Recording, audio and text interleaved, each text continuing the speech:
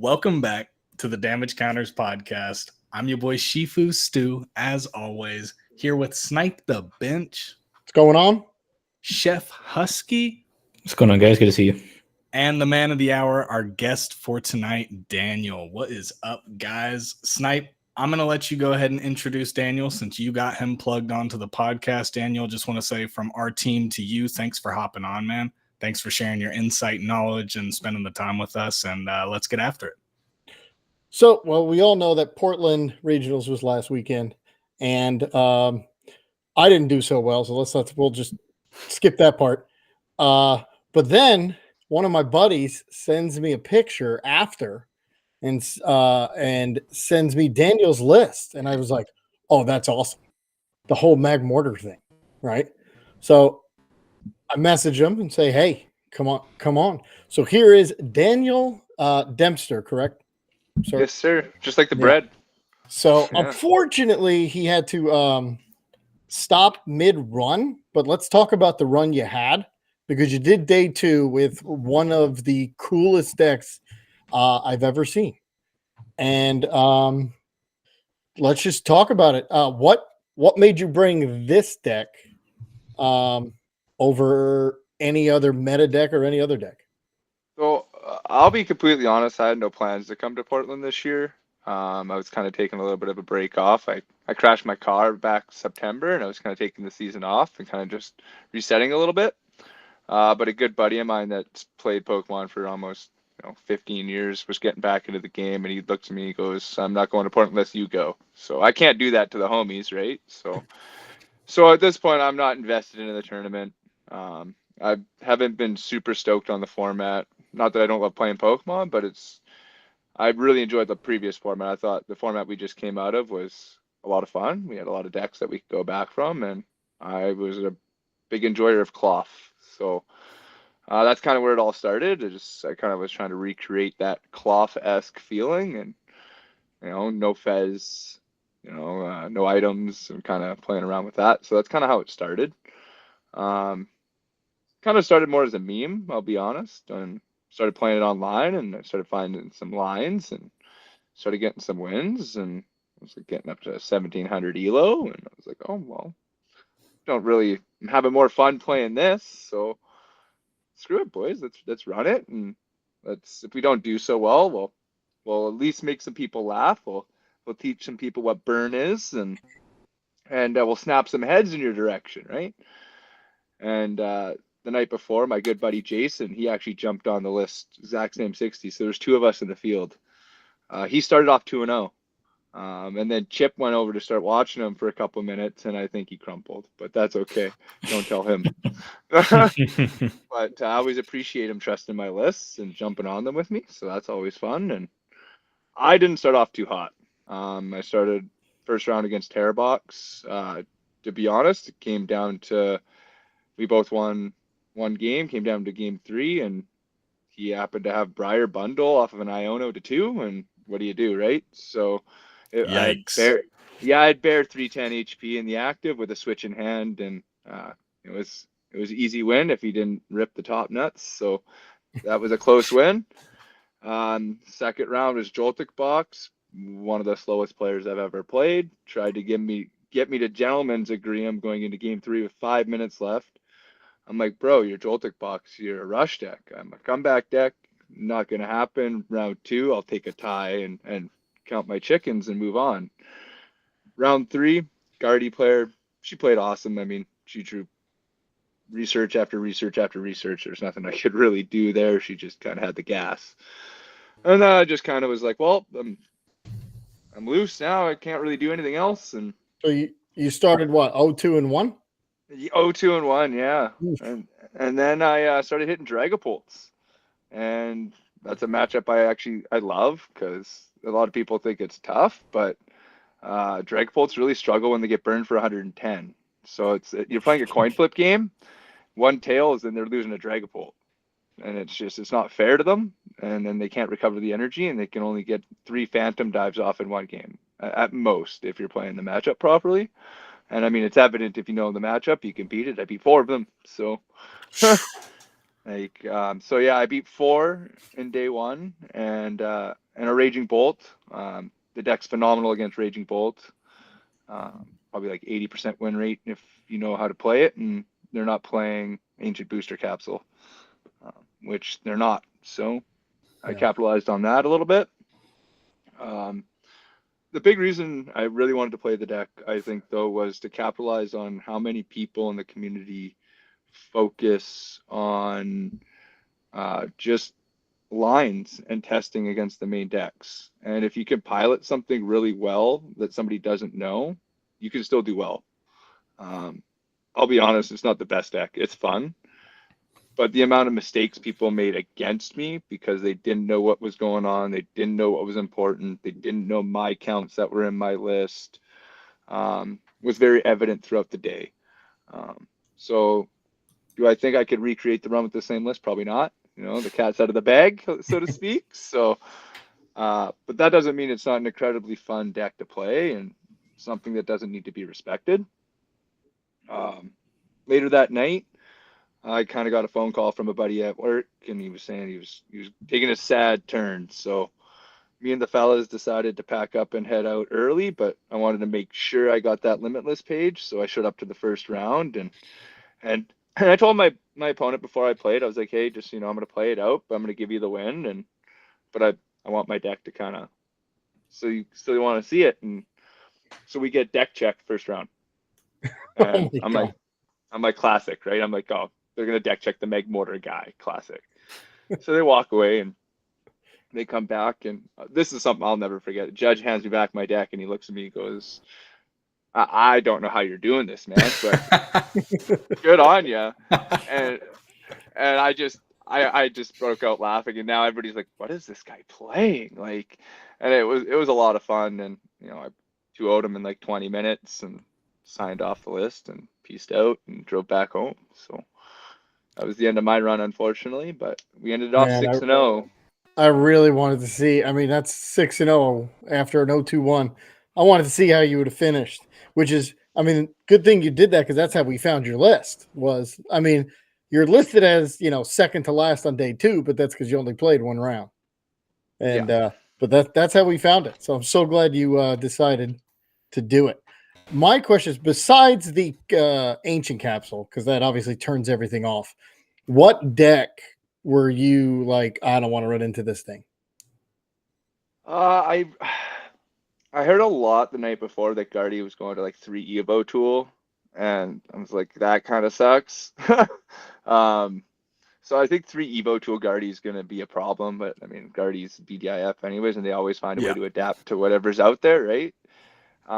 When it was heavy Candy Guardy, I was doing fine. I was able to target down the Ralts before they could get to energy, and once they're gone, you can't recover anything, and that's kind of the strength is. I've seen a lot of people out there playing the deck and online and stuff right now, and they're like, it's inconsistent, it's slow. Yeah, it is, but it makes your opponent just as slow, if not slower. You deny them so many strong cards that they just can't use. So I was looking at it as they get 20 to 25 cards of their deck that are useless. I get 3 or 4. So beyond that, then it came down to player skill, and I was confident in my matchups. Magmortar as an attacker is very, very good. So of course I copied the list, started playing it the other day, a couple of days ago, and I swear to you, 4 out of 5 matchups are against Joltik Box Iron Hands. And that's why, because you said you beat a Joltik Box, but obviously they didn't know what was going on, is what I'm assuming. No, because the Joltik I Box keep losing. Well, what's going on, brother? Well, I don't know. I don't know the matchup, but I'm trying to burn them. But the problem is I got that Badoo in the active. So Joltik Box, they have to play really clean, right? They struggle with getting energy on the board, so you target down the energy. Yeah. If you can get a first shot on Iron Hands, no matter what, they're gonna lose an Iron Hands to 1 Badoo if you get the first shot. So, and that's why you got to go 3 Magmortar. I see a lot of people saying, how do you get 3 Magmortar set up? How do you get 3 Magmortar set up? Well, it's in that matchup, they don't use items a ton. So you really only need item lock if they don't have that nest ball for that main setup, because beyond that, item locking doesn't do anything. They run off of supporters. So that's when you want to go to Evo Tool, and then you fast track to Meg Mortars. Chances of you open handing a Meg Mortar in your hand or an Ultra Ball in your hand to find the third one is pretty easy. So you go Meg Mortar, Volcanion, Evo Tool. If they Joltik box and put all their energies onto, say, Iron Hands, and don't do the 2-3 split or the 2-2 split like they should do a 2-2 split to leave Crisp inactive, and then you can't leave your Volcanion inactive. But a lot of the time they just load up their Iron Hands to go after your to go after your Badoos, right? Well, then you just leave the Volcanion in the active and Evo Tool all your Meg Mortars on the bench, putting them at 130, and you don't even have any Badoos in the board yet. And they have nothing to Iron Hands. They have nothing to amp without finding their future booster and a boss, which is tough because you need the Arvin to find the future booster. Then they lose the boss, right? And now it forces them to now try and power up Pikachu, and now you got a free burn into your next turn, and you're swinging back. So that's kind of how I approach that a little bit. On top of that, Meg Mortar can one-shot Iron Hands with Band and Burn. So you can find yourself situations if you go fast Meg Mortars, they kill your one Badoo, and you can return on and one-shot their hands. But they also really struggle to Ionos. Like you can go up 6-2 and Iona them and come back with just Bear in that matchup because they can't hide behind Pikachu with the burn. And you have so many switch cards that you're attacking with with Bear every turn. It's whether it's Penny, whether it's Switch, like you can really lean into the Bear strategy. Against that deck as well, you can start loading up Bear early in the game. You can drop it and start throwing reversals on it and powering it up, and then when they want to kill a Badoo, well, then they're giving 2 energies to your Bear. It's like now they're forced into choosing, right? What do I want to do? So that's another thing I'll do in that matchup as well, is just start loading up Bear and try to utilize Bear twice because you can make it more of a prize race. Meg Mortars can one-shot Pikachu, 2 Meg Mortars, burn Pikachu with the Defiance Band. Yeah, it's hitting what 120 plus 80 burn, boom, perfect. Yeah, so it's like the burn numbers for Meg Mortar line up to Teal Masks, the Goldangos, a lot of things actually. The Meg Mortar package kills. Yeah, I had a Chi-Yu in my deck that I took. I took a Terror Box with Chi-Yu in there. I didn't use it one time.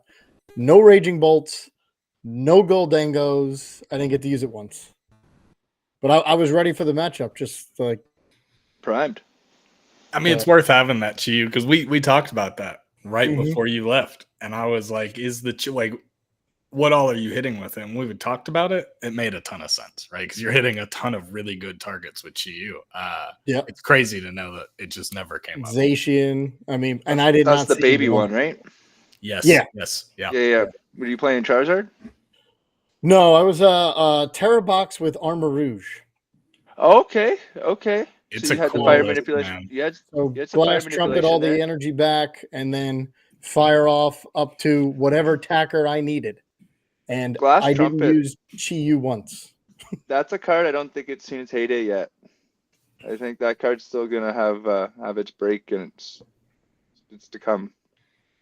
Well, maybe I'll try again at NAIC. I don't know. Are you going to NAIC at all? Unfortunately, I'm not. My buddy Jason, that was also on the same 60 as me, he's going. So I'll be doing a ton of testing with him and helping him out a ton. But I have no plans to go to NAIC next year. Cool. So what was he doing before he jumped on yours? He was on a Dragapult Charizard variant. Okay. And then I kind of whooped his ass a couple times, and he was like, "Fuck this, I'm not playing this." And he like me didn't really have a deck that he was super solid or super confident on playing, and he was. In Toronto, he was round 9 on stream playing Goldango, and he was playing my list there -1 because we didn't have complete 60, and and I got him his first day 2 and his first stream win. So he's kind of like, yeah, I trust your lists, brother. So I'm like, cool, man. I'm like, I take no responsibility if you scrub out. Like, Yeah, that's on you. That's I'm pretty crazy, cool. but it's on you. So what are you looking for? So you didn't really like this format. You like the last one. What are you looking forward to in Destin Rivals? Honestly, man, there's a lot of fun cards in that set. Especially, I think you're probably looking forward to some fun stuff. I've been looking at your channel, and I could see some wacky ideas. You seem to build stuff similar to me, but I think that Rocket's Tyranitar is pretty intriguing to me. Like quad Evo tool, maybe. Quad Evo tool. Okay. Yeah, and it's got that. Lot. No, So, Salvatore. yeah, Salvatore as well. Yeah, Yeah. that's there as well. But you got to do something to keep them down, right? And keep those Dragapults from and everything from advancing the game. Yeah. That's kind of something with the Crobats and stuff. And I think that's kind of fun. Yes. I think Oh yeah, Stu loves the Crobat. Dude. Oh I man, that am Crobat's so ready. nasty. That Crobat's nasty, especially with the Rocket's energy, and Mimikyu's dirty. Yeah. I mean, yeah, it looks Gardevoir good. didn't need that, right? Jellicent? With Jellicent, I mean, we're going a little further than next set, but that's Oh, true. That is the black whites. Yeah, that is the set after. But Yeah, Gardevoir yeah. also did not need that either. Didn't need. Yeah, you know? speaking of Gardevoir not needing. Yeah, anything, yeah. Gardevoir just doesn't need more tools, right? So, but yeah, the Jellicent's kind of nasty. But I mean, I think by then everybody's going to be more in a supporter-heavy game because of the Badoo. It's already kind of forced people into that. So by the time Jellicent comes out, it's just going to be kind of people are going to understand that game, and I don't think it's going to have as much of an impact as people think. That's a fair point. Yeah.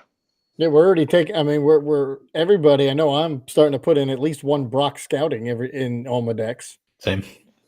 I debated on cutting an Ultra Ball for a Brock scouting before the event. So, and even in the event, it was evident that people thought with my deck that it was 1 or 2 turns of Badoo, and then they'd be out of it. And that's where I caught a lot of people. A lot of people didn't realize it was item lock until the game was over. Yeah. And I think that was also the strength of the deck. I've heard a lot of people, Maractus would go really good in this deck. I tested Maractus. I actually put a lot of testing into Maractus. But I found it every time Maractus was good, it was against the decks that played Prime Catcher, and Badoo did the same thing. So they couldn't target down a 2-prizer anyways. So I found Maractus was just tougher to utilize. It was cute, the idea of trapping something and having the burn dying back into you, but then you're relying on flipping, and with poison you can kind of control how much damage is coming back into your turn, so you can trap a little bit better, right? I just didn't find with the Maractus that it was worth over a Badoo. I found like the item lock, even if it was doing no damage, was more effective in most cases. By most, I mean like 95%. Yeah, and everybody's starting to put in at least one Turo now. Ever since we saw that Maractus beat Raging Bolt after it uses Prime Catcher. So right. And it's funny how many people you see boss a Meg Mortar and they're like, oh, thank God you can't retreat that thing. It's stage 1. And you're like, bro, I'm playing 13 switch cards. But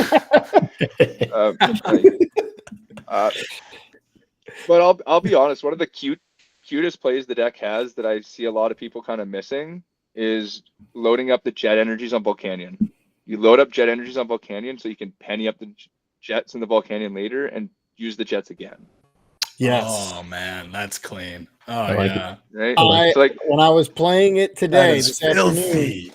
afternoon, I had a jet on it, and I was like, I gotta penny it out because I'd already retrieved, and the jet came back to my hand, and I went, oh, that's right, because I'm thinking of Turo. Turo puts it in the discard. Penny, you get every card that's attached, you get it back in your hand. So you use your jets. Use your jets. You use your jets early on the Volcanion. So Penny actually creates you even more switch cards later because it's also a switch card. What a play. And I found with Surfer, it wasn't very often that I was getting the draw from Surfer. It was more just to get around Badoo lock. And that's why the one card I'd probably change would be -1 Surfer, +1 Palpad, or +1 1+1 penny, because penny also lets you remove Dragapult damage, and it really buffs that matchup, because that's why you utilize the Bravery Charms in the matchup. You don't play them until they put their spread. As soon as they put their spread on your Volcanion, they're 2-3-1. You throw your Bravery Charms on your Volcanion, and they can't do it 4 per turn boss play anymore. And then they got to spend their supporters to take a 2 prize turn or a 1 prize turn, or just go through Badoo, and it doesn't work for them. And then you penny it up, and they can't get enough damage on board to really get there. I don't use Fez nearly as much as people think. I started off using Fez in 2 Magmortar setup, and I found it's just better to gas with 3 Magmortar, because a lot of the time you need a Magmortar as an aggressor eventually, and at that point then you can use your Fez to dig later when you need bear plays. And you clog your bench too much without it. And the burn damage at 110, it's hard to hide. If you're flipping tails, like, it's 220 every turn. If you're flipping tails, man, like, it's 330. If Killing Charizards, it's 230. Yeah, 230. Exactly. Great numbers. It is crazy. And you get Defiance Ban in there, and like your 2-shot Charizards. Like, it's crazy. With Badoo. And Badoo hits it for weakness.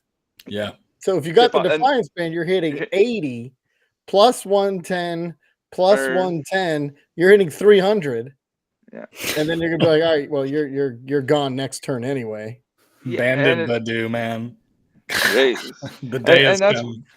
And that's why I put 2 bans, because Magmortar needs one, and a lot of time in the game, Badoo needs one. That's how I beat Baby Raging Bolt 2. They kill the first one, and you banned into the second one, and gets the numbers up.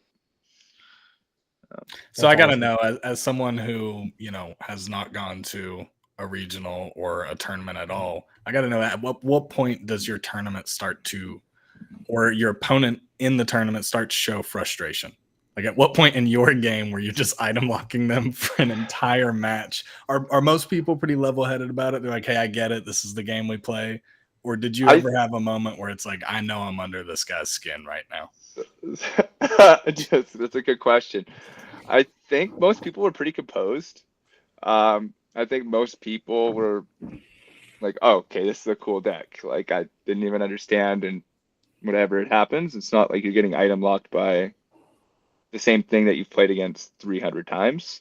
Yeah. So I think it was a little easier for people to comprehend that. And like I said before, I don't think a lot of them realized it was item locked the whole game until 3/4 through the match. But overwhelmingly, most people, I think, were just excited to see it, and we're almost happy to lose to it, to be honest. Like, I get people that, asking me questions, wanting to take pictures. The deck really did exactly what I was hoping to do, and I'd have a lot of fun. And, I got Magmortar its first Limitless page, which is really cool as a deck builder to get an achievement. And I've been gaming for over 20 years, and so to actually get something that people recognize is pretty cool. I'm not gonna lie.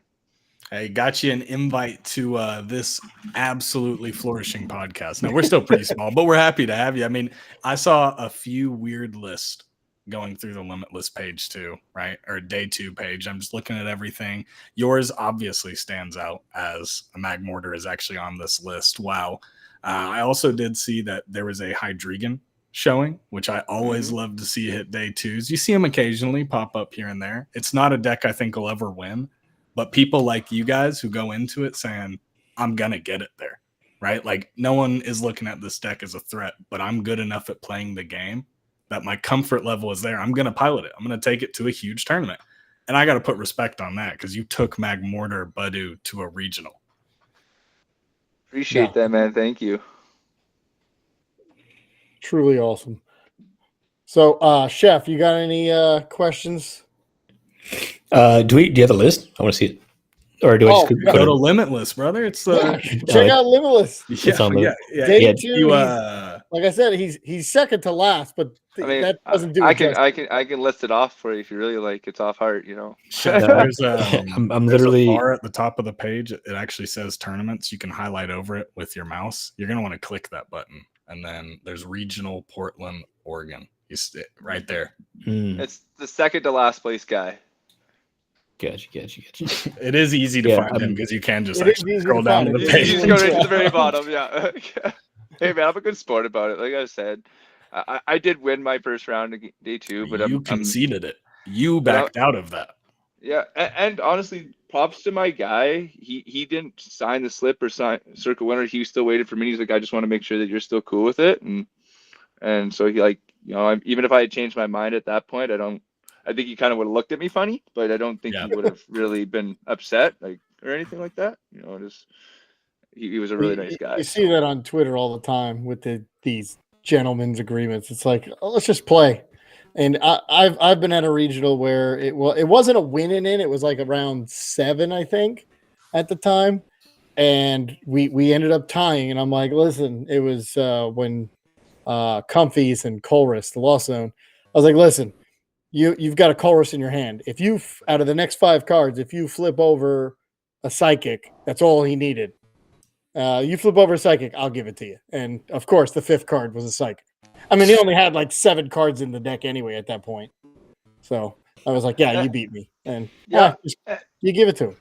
And I'll be honest, 2 guys gentled me on the day. It was obvious that I was going to win within 2 turns. It wasn't like it was checkmate on board in both games, both situations. There was no debate. It was if we had 2 more turns, I win. Right. And both of them, props to them. I appreciate them not ending my run and it coming to that. So, they're a big part of the Meg Mortar Limitless page too. I'm getting the hype, but they were a part That's of the cool. run. So I haven't been on the wrong side of a gentleman's yet, so I don't plan to be on the other side of that either. So I want to keep that rolling. That's So cool. I got to ask this question, and it just has to be said. What kind of card sleeves did you take to Portland? So yours were good. They let you slide. You chill. Dude, man, honestly, FCBC, brother, best sleeves I've ever used. Used to be a big katana guy. I have really tiny hands. Man, I can't use dragon shields. They're too big. My hands are falling. The deck's flying all over the place. So I can't have poofy sleeves. They got to kind of be tight. FCBCs have been great. The only problem is they don't sell them in Canada, and they're a pain in the ass to get. They don't sell them at events. I was harassing Andrew Hedrick. I was like, tell your sponsor. I'll sell them in the lobby for fuck's sakes. Pardon my French. Sorry. It's very frustrating. I had to spend $300 to get 10 packs. Oh my god! Just, dang. Yeah. Wow. So it hurt, but it needed to be done, boys. It needed to be done. I went Friday I always get the new sleeves the day of too. So what happened to that person doesn't happen. And I go and there's dragon shields. They're like $15. I'm like, heck no. I'm like, they're like 12. So I just kept going until I found the one that had $12 and bought them. And you're paying $30 a pop. Yeah, it's crazy, Oof. Man. So, but I always tell people like, oh, I'm not going to resleeve for a regional. I'm not going to resleeve for an event. You paid $70 to play. You paid how much to go there, and you're not going to spend the extra 10 or $15 not to get DQ to get penalized. Just like we all need new sleeves eventually. Just repurpose them. It's not the worst thing to do, but it's a dumb reason to have a penalty or to lose because it's something in your control. Did you hear about it when we were there? Because I didn't until after. I didn't hear about it till today, actually. On Same this morning for me. Yeah, from the Azul and Chips podcast. That's where I heard it from. I didn't hear about it before that, actually. So I read a Reddit post by somebody claiming to be the person DQ'd. There's no way for me or anyone on the internet to verify that as that person, but they did verify the deck they were playing and stuff. So it could have very well been them, but basically what I read was, they were even saying they were resleeving cards that looked bad during the tournament at times. And when they went to the DQ, they were like, oh, is this the blemish that you were talking about? And they would not confirm what they thought the issue was. My only thing with penalties, whether this one was true or not, I really am not the decider there. It's arbitrary to me.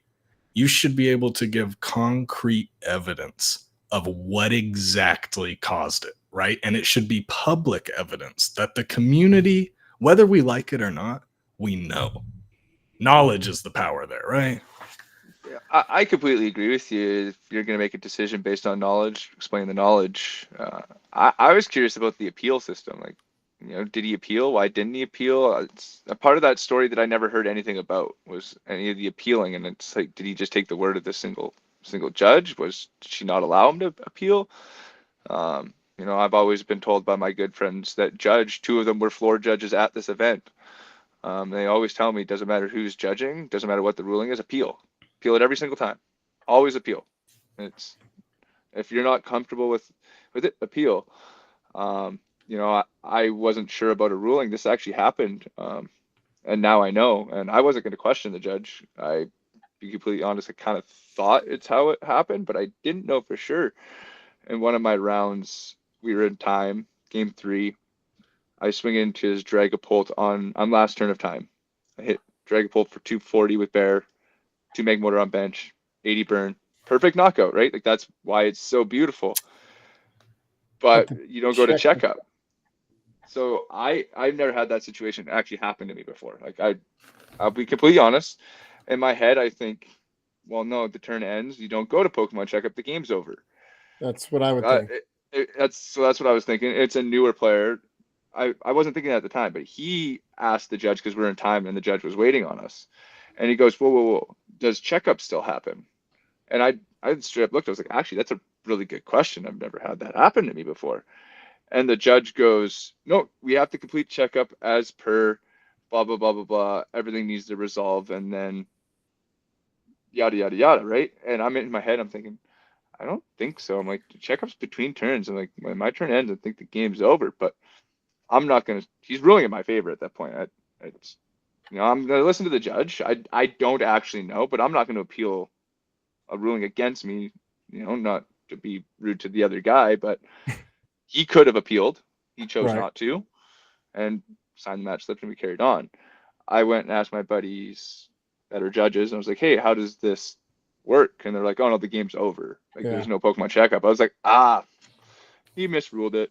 But at that point, it's a little late. But yeah, it is what it is. I kind of feel a little bad, but at the end of the day, I also didn't know. It was a learning moment for myself. I also think it's not anyone's place as a player to argue with the judge, right? Like, I get arguing happens and appealing is a thing, but like, you sitting there and being like, actually, I think it's this rule. Like, don't be a real life Redditor when your judge is at the table. You know what I mean? Don't hit anyone with the actually. And I'm there to play. I'm not there to judge. And and that's kind of why I was curious, and I went and asked my own team and my own guys after for my own clarity, because I didn't need to put that on them. Judges make mistakes all the time. I think they have a hard job. Don't get me started on Wellspring Ogerpon. What's wrong with Wellspring? Have you ever read it? Oh, you're talking about the 2-3 energy thing. Yep. Yeah, you should be able to shuffle the 2 energy, but it should recheck, and you haven't shuffled 3, so you don't do your bench damage. You can save and protect your energy all you want, but you're not fulfilling the effect to do. Is what it is. I'll leave it at that place. It doesn't say up to. Yep. And I don't buy the Pikachu argument, because Pikachu is a cost and an effective damage. So it's like, you've already done your 300. Now you're just discarding energy. It is what it's the follow through. It's not saying shuffle to do blah, right? It's literally saying to do blah. So like, that's also, me and my friends were talking about this one too. Fun little cheeky play. Team Rocket's Mimikyu can shuffle 1 Team Rocket's energy back for Wellspring, and do the 120 on the bench. Right? Ways. Yeah, you can. Absolutely, you can. Why can't you? So if they leave their Wellspring up, you can do 100 to the active, at 120 to a bench with the single Mimikyu and a single Rocket's energy. And you preserve the energy by taking the energy. Oh my god. So, yeah, you are ready for this next set, aren't you? Oh, you're cooking. I've been cooking a little. I'm a deck builder, so I'm a deck builder by choice. That's I love it. I can play the top decks and play them really, really well, but I mean, look at my limitless page. Yep. Any of those decks, Tina was my very first regional back in the day. like getting back into the game. I had only been playing Pokemon again competitively for 3 months before that. And I even look at that list. It's got Shaman and Iron Hands in it. It's not typical Tina. I do like the hands Tina though. I think that is. So the reasoning for the hands Tina was it was the only way you could beat Sablezard, because you could rush to that and get ahead of the game. You couldn't beat it without it, and you couldn't beat Single Strike Urshifu without it, because it could take out an Inteleon for 3 prizes with the first attack, not even Amp, and then you could use your Tina's V-Star on yet another VMAX. So it was a 3-3 prize map, because that matchup was extremely tough. That was the real idea behind the Iron Hands. And Dude. most people see Greninja and they go Manaphy. And I was like, well, there's a bench spot you lose and a free 2 prizer for hands later. Yep. Speaking of Greninja, I want to know, did you drop off of the Ancient Roaring Moon as soon as you lost like Trekking Shoes, Pokegear, and Greninja? Because I see you're playing the Dunsparce, but you're playing it before it like just popped off recently, right? Like you're playing the Dunsparce with the Greninja, with everything else previously. I feel like you're ahead of that curve with this deck a lot. Yeah, so my buddy Adam, he's my buddy, he runs our YouTube channel. It's where my video on the deck breakdown for the Badoo deck is. He actually played this version of the deck at this event, and he didn't do so. He did okay. I think he was 4-4 at the end of it. But I told him, I was like, man, you're missing Dark Patch. The deck has no acceleration out of Sada. Yeah. And it's hard to recover from that. It was great for Orlando because it auto beat Snorlax. And you had lines against Charizard, but it was still so tough. Yeah. But it was a really fun deck. I thought that deck was actually a good play for UIC the week before that I was also at. I bubbled out of day 2 for that event. I played Lugia, never again.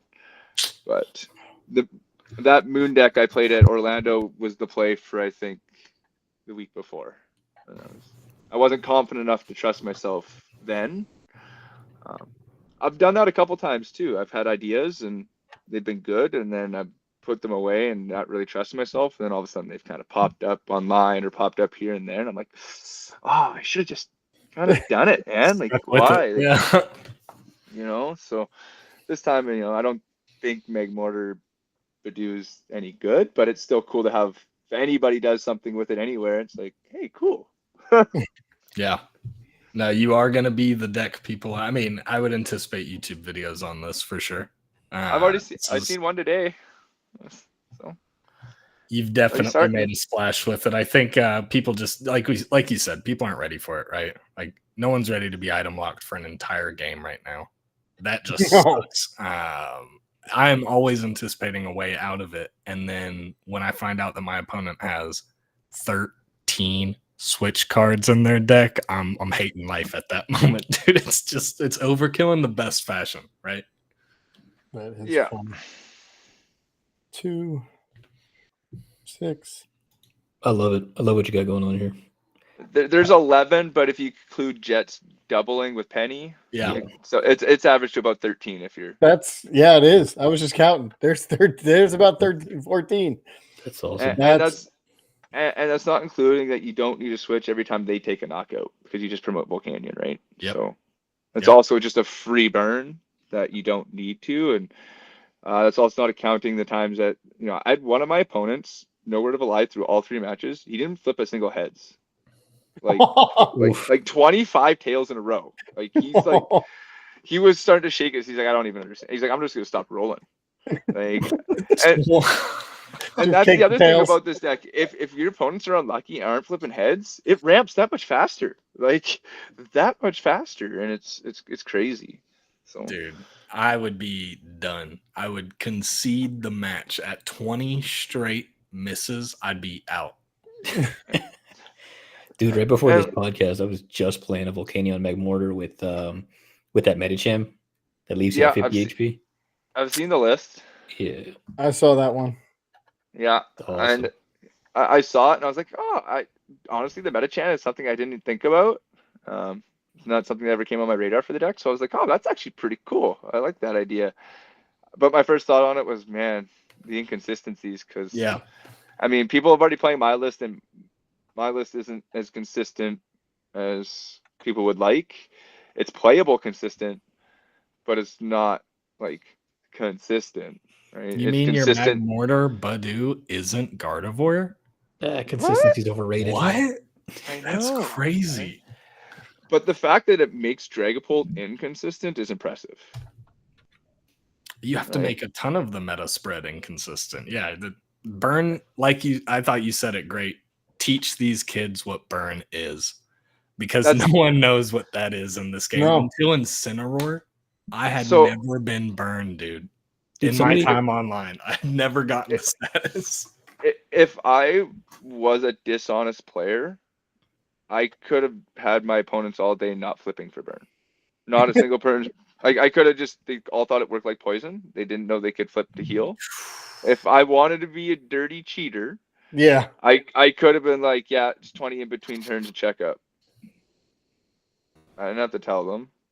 I'm not like that. I'm not You there to technically cheat. don't. It's on them, but It is on them, but I'm not there to cheat. I'm there to have fun. I'm inclusive. I'm all about community. You know, if you have no community, you have no game. Facts. You know, I come from Victoria, BC. We're a smallish town, and there's been a lot of times where our community has been 4 people, 6 people, and it's tough. If you don't have community, you don't have game. Plain and simple. So I've learned over the years that that's important, whether it's honoring gentlemen's, whether it's playing by the rules and not being shisty. And like, I've only ever been cheated once, thankfully, that I know about. So thankfully, I've had good experiences for the most part. So, but yeah. Dirty So with pool, all of not your cool. experience and clear success here, I mean, you got 4 entries on Limitless. That is far more than the average player. Our very own Chef Husky has just joined a team and is going to make his first push to play competitively and to try and make it to Worlds. What kind of knowledge would you impart upon our boy Chef Husky? Drop the wisdom. I appreciate Honestly, anything buddy, you got. play tabletop as much as you can. Live is fun for testing ideas and concepts, but testing how to play the game, it's got to be tabletop. Oh, Not enough 100%. not enough players practice shuffling. Not enough players practice setting out their prizes, draw phase, you know, all the basic actions that live do for people for free. People struggle with because they don't play enough tabletop. Prize checking's overrated. Number 2. You will lose more games or tie more games due to prize checking than you will by misplaying because you missed something was in your prizes and it wasn't there. Interesting. Average deck check for prize checking is 2.5 minutes. We'll just say 2.5 minutes. So that's you, crazy. that's your opponent. So that's you and your opponent. That's 5, right? And then there's 3 games in a match. That's 15 minutes. That's being generous. So that's 15 minutes just Crazy. for prize checking gone from your match, right? So when you break it down like that, is it worth prize checking? no. Right? No. I go to time because my opponents are slow, not because I'm slow. Yeah. I barely have ties. If you look at all my records, all my things, I'm not tying. My games are finishing. It's important that your game finishes. Whether it's a win or a loss, it's important the game finishes. Yeah, finish it out. So for me, I come up with a system. It's deck variant. Every deck is different. So with this deck, I prize check, is my trolley there? How many jet energies do I have? And that's about it. You know, Yep. I'm not really prize checking a ton. How many Badoos do I have? How many night stretchers do I have? But You if it's Figure it out important, as you go. if it's important, it's going to stand out. Like one game I played trolley turn 1 and I was like, oh, both my Latias are prized. That doesn't happen. Okay, well, there's that, right? But I don't take time to prize check. I check 1 or 2 things that are important for the matchup. Certain matchups are different, you know, certain decks are different. If I'm playing Raging Bolt, I'm just counting my energies. Cool. How many energies, how many sawdust? But I'm not doing extensive deck check. I don't care what all my prizes are. If it's important, it's going to tell me. Yeah, it's solid advice. Thank you. Yeah, I'm with you on that. I'm the world's worst price checker. I say it in many, many videos. World's worst price checker. Yeah. I'll just go, like you said, I'll be like, oh, let me go get my Latias. Oh, it's not here. Okay, cool. New play, new plan.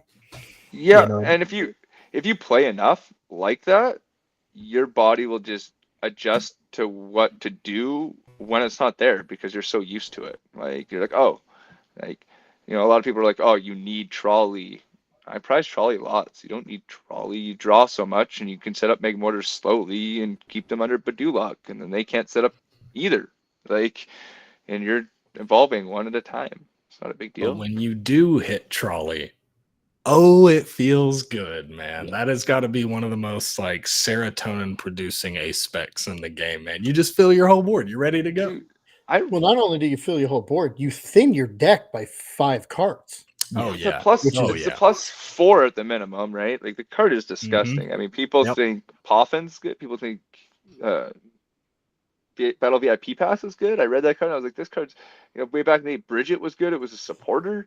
Like this card is, you pair it with Area 0, you can get up to 8 cards out of your deck if your axe is a Terra. Yeah. Like, come on. Gross. That's what I was doing with Cloth. I was just gonna say, didn't Cloth do that? Yeah. You get that Terra down disgusting. And then hit him with the trolley. I didn't like that Cloth deck until Badoo dropped. As soon as Badoo came out, I was like, this deck is disgusting. That deck was like, yeah. People thought that deck was so much worse than it was, but it's like if you knew how to play that deck, it was so good. The issue with that deck is that it had a different line against every single deck in the format. So unless you put extensive time into it, it felt bad because every line was different in every deck. Like, yeah, so it was. I missed that deck actually quite a bit. That deck was a lot of fun. Tell you what, I don't miss playing against Cloth on ladder. That's for sure. Yeah, you should have been there last weekend, dude. We had a Cloth.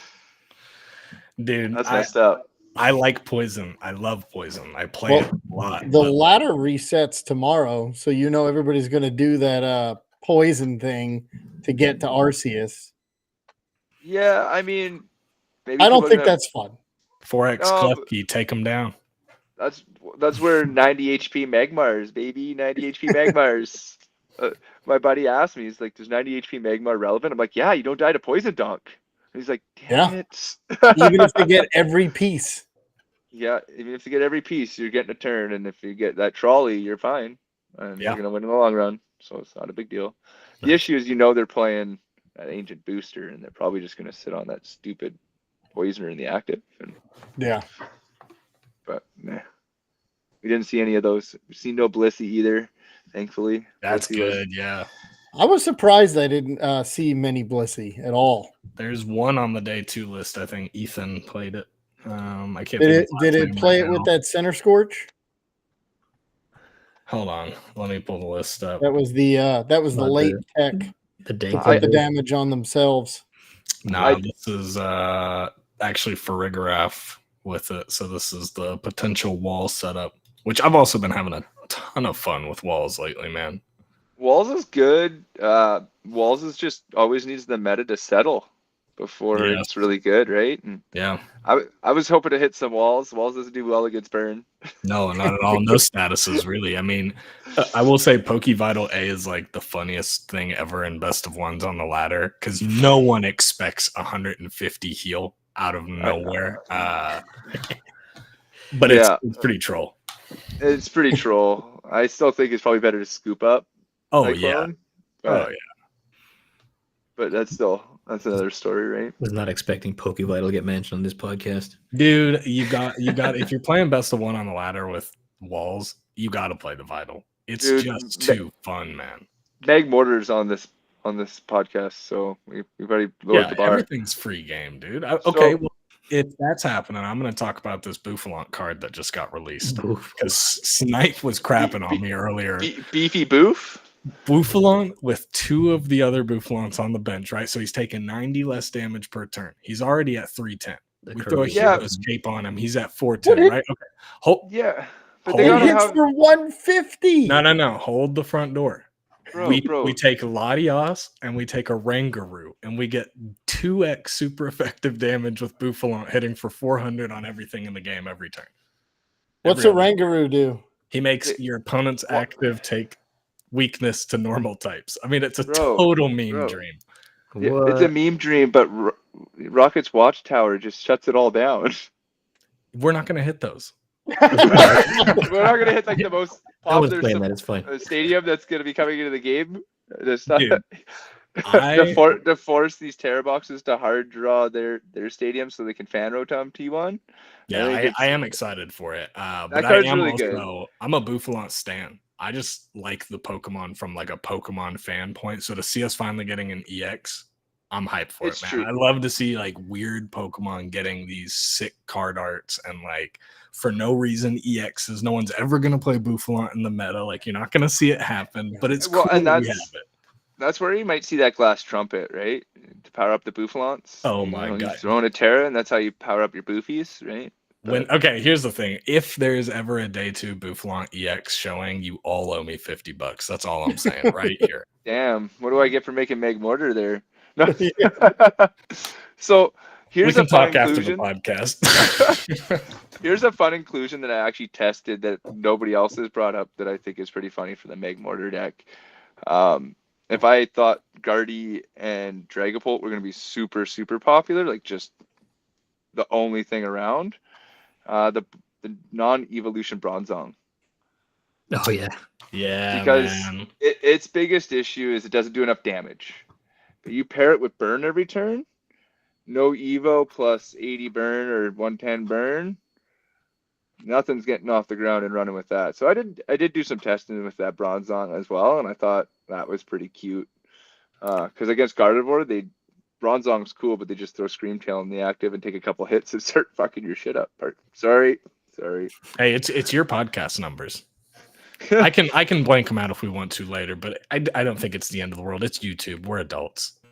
Yeah, I try to be PG. It is still children like to hear, and I know I got some friends that are a little younger that are tuning in, probably are going to want to tune in and watch. So I'm also I can do some editing for you. No worries. I mean, it's yours. Put it however you like. They know I'm a trucker down at the game store too, but I still try to be respectful to the audience, and I'm still going to apologize. Guys, this has been a killer cast thus far. I do want to just say thanks again for joining us, and also if you have any crazy list in the future, we're gonna hit you back up. So be ready for that, right? We don't lose our numbers. Snipe's gonna holler at you. We're gonna get you back on here because Magmortar Badu is just hilarious to see on day 2. I think an incredible run. Crazy that you were the one that ended your own run on this. I think that's like a weird fairy tale story being told with your list here. So very impressive. I got nothing else though. So obviously if you have any closing remarks, you take the floor, Daniel, but Snipe, Chef, if you guys got anything, otherwise let's close her up. Yeah, no, thanks for answering me back. That was absolute. I really wish we would have seen how you finished, because you rolled off 7 in a row at that point. That's so awesome. So, and I can't wait to see what you do next year when you're able to go full go into the season. Good luck, and I hope to see you around. I appreciate it, guys. I appreciate the interest as always, and thanks for having me on. And if you guys ever want me back on, don't hesitate to reach out. I'm happy to do it. It's been a lot of fun. I mean, when it's talking Pokemon, not fun. Facts.